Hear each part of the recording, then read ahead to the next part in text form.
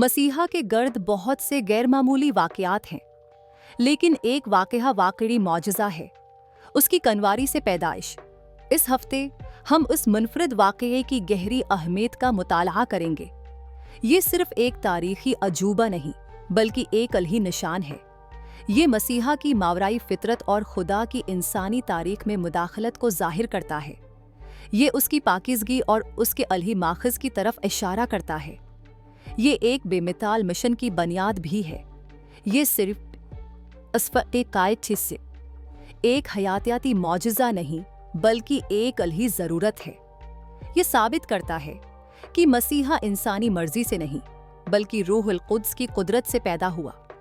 दरियाफ़त करें कि कनवारी से पैदाइश सिर्फ एक कहानी नहीं, बल्कि एक बुनियादी सच्चाई है।